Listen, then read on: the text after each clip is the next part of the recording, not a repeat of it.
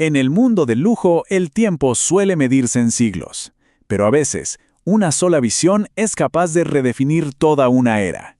Hoy vamos a analizar no tanto una marca, sino la mente de su arquitecto, Richard Mille, el hombre que vio una fisura en el enorme muro de la tradición y a través de ella construyó un universo completamente nuevo. Para entender la verdadera dimensión de su impacto, es necesario que hagamos un viaje. Volvamos al comienzo del siglo XXI. En ese momento, la cima de la relojería le pertenecía, casi por un derecho divino, a las grandes casas con siglos de historia. El valor de un reloj no se medía solo por su mecánica, sino sobre todo por el peso de su linaje. Y es justo aquí donde esta historia comienza a ponerse interesante. Richard Mille, como figura, carecía por completo de ese pedigrí. No tenía archivos históricos que lo respaldaran. Y fue precisamente esa aparente debilidad la que se convirtió en la piedra angular de su revolución, en su verdadera arma secreta. Para comprender la audacia de su movimiento, primero tenemos que dimensionar bien el mundo al que se estaba enfrentando, un ecosistema que estaba definido por lo que podríamos llamar el muro de la herencia. Este ecosistema operaba bajo reglas no escritas, pero que eran inquebrantables. El valor se basaba en la legitimidad histórica de casas como Patek Philippe o Vacheron Constantin.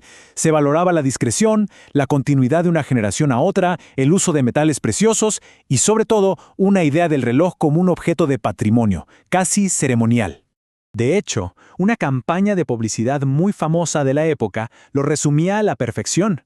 La idea dominante no nos hacía dueños, sino custodios temporales de un legado familiar. Era una visión muy poderosa, muy elegante y sobre todo un obstáculo gigantesco para cualquiera que quisiera entrar en ese círculo tan cerrado. Entonces, el punto crucial es este. Si Richard Mille hubiera intentado jugar con esas mismas reglas, su fracaso era casi inevitable. Competir en el terreno de la herencia contra una casa que fue fundada en el siglo XVIII era sencillamente una batalla perdida antes de empezar. Él no tenía linaje, no tenía historia y no tenía ninguna legitimidad que pudiera transferirse a la siguiente generación. Y aquí es fundamental desmontar una idea que a veces se tiene. Richard Mille no fue un novato que tuvo un golpe de suerte. Su revolución fue calculada por un veterano que conocía el sistema desde adentro. Todo lo contrario, él llegó al momento de fundar su propia marca con décadas de experiencia acumulada, trabajando desde el interior de la industria. Entendía a la perfección el negocio, el producto y, lo más importante, el lenguaje de lujo. No era un outsider ingenuo, era un veterano que conocía el sistema tan bien que supo exactamente dónde y cómo romperlo. Y es aquí donde llegamos al núcleo de su estrategia. A ese momento preciso en el que redefine por completo la ecuación de valor dentro de la alta relojería. Su intuición fundamental fue esta. Entendió que imitar el lujo clásico, que intentar ser una versión más joven de las grandes casas, era un callejón sin salida. La única forma de ser relevante era cambiar por completo el tema de conversación. Había que inventar un alfabeto totalmente nuevo. Y ese nuevo alfabeto se construyó sobre pilares que eran radicalmente opuestos a los tradicionales. A ver, donde había tradición, él puso ingeniería. Donde había metales preciosos, él trajo materiales de la Fórmula 1 y de la aeronáutica. Donde había una discreción ceremonial, él propuso rendimiento, ligereza y resistencia como los valores más importantes. Y donde había pasado, él construyó una identidad firmemente anclada en el presente. Pero este nuevo alfabeto no fue solo un manifiesto de marketing, implicó una reingeniería fundamental del objeto mismo, transformando al reloj de una joya a una verdadera máquina. Porque la propuesta de Richard Mille nos obliga a replantear la pregunta esencial: ¿qué es en realidad un reloj de alta gama?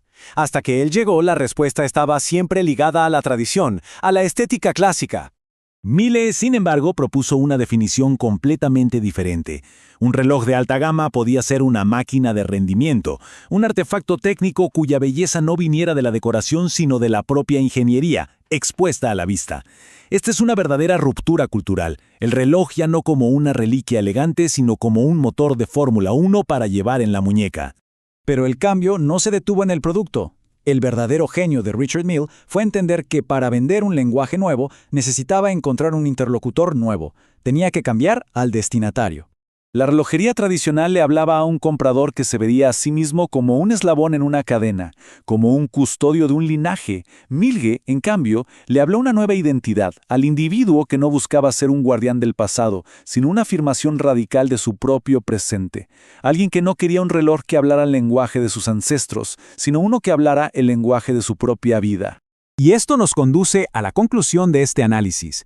La contribución fundamental de Richard Mille no fue simplemente lanzar otra marca de relojes caros, fue provocar un cambio de paradigma profundo. Dentro de este nuevo paradigma, el precio pasó a jugar un rol completamente distinto. Miller entendió que en el segmento del ultralujo, el precio no es una simple consecuencia del valor. A veces es una herramienta estratégica que genera ese valor. Un posicionamiento de precio tan radicalmente alto no solo justificaba la ingeniería, le anunciaba al mundo entero que este objeto no competía en la misma categoría que los demás. Estaba, de hecho, creando su propia liga. Y ese es quizás el resumen perfecto de su legado. Richard Mille no intentó que lo aceptaran en el club tradicional. Llegó para fundar un club nuevo, redefiniendo por completo lo que un reloj de alta gama podía ser y significar.